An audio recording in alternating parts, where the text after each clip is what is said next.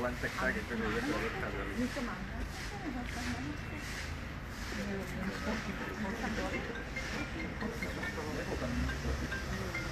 Áno.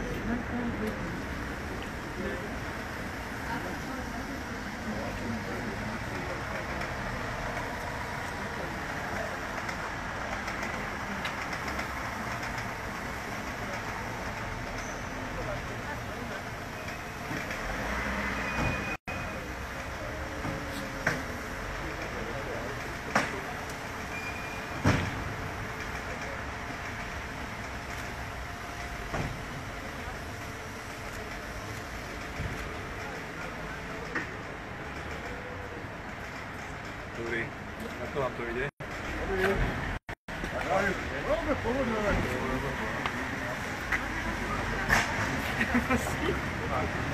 Povedať, alebo na to odmontujeme, odhodíme? Však je to dosť, takže môžeme začať.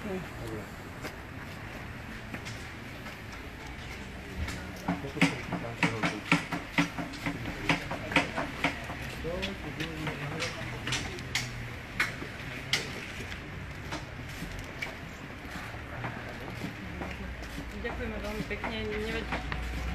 Ja vám kameramana Peťa, poď sa. Ďakujeme veľmi pekne, že ste prišli. Nečakali sme, že sa stretneme tak skoro po včerajšku, ale situácia vyžaduje urgentné riešenie. Ďakujem veľmi pekne, že ste prišli. Priatelia, arogancia niektorých v tomto meste nepozná hraníc. Toto je naše mesto, naše priestranstvo a toto musíme vyhrať. Včera Bratislava začala odstraňovať 428 nepovolených trojnožiek po území mesta, ktoré boli viac ako rok neoprávnene umiestnené vo verejných priestranstvách a okrádali Bratislavčanov o ich verejný priestor. Netrvalo veľmi dlho, pár hodín, a firma, ktorá 2 roky nemala meno, ktorá sa 2 roky skrývala, sa zrazu začala hlásiť o svoje práva a o svoj majetok. Začali chrániť svoje práva, pričom viac ako rok majú neoprávnene po meste rozmiestnené trojnožky, neoprávnene okrádajú Bratislavčanov a títo ľudia sa bránia, že sa porušujú ich práva. Toto je absolútne neprípustné. Pokúšali sa dokonca so štátnou políciou zhatiť náš postup a zavolali na nás štátnu políciu. Policajti ale uznali oprávnenosť argumentácie magistrátu a to, že máme pravdu. A ako vidíte, postup odstraňovania trojnožiek pokračuje a verím, že do konca zajtrajšieho dňa alebo v priebehu zajtrajšieho dňa všetkých 428 neoprávnene položených trojnožiek pôjde preč. Chcel by som vyzvať všetkých zadávateľov reklamy, aby si dobre zvážili, akými partnermi realizujú svoju reklamu, aby si dobre uvedomili svoju spoločenskú zodpovednosť voči Bratislavčanom, etické princípy, pretože toto sa v Bratislave diať nemôže. Samozrejme, situácia, ktorá vznikla preto, lebo máme nedokonalé zákony a mesto má zviazané ruky zlými zákonmi. A ja preto, tak ako som už navrhol, tak opäť navrhnem zmenu stavebného zákona, aby Bratislava a obce na Slovensku mali jednoznačné oprávnenie regulovať vonkajšiu reklamu, to znamená povolovať, regulovať a rušiť. Toto som už raz spravil a opäť sa spolupráci s vládou spravím. To je jediné riešenie tohoto dlhodobo neudržateľného stavu. Čiže opakujem, arogancia niektorých nepozná hraníc, ale toto je naše mesto, naše verejné priestranstvo a tento boj vyhráme. Ďakujem.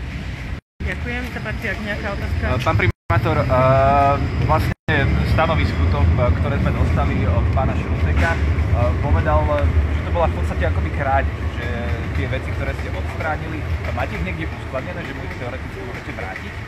Spoločnosť dostala samozrejme riadne vyrozumenie o tom, ako sa bude postupovať a kedy sa to bude robiť a ako budú veci uskladnenie.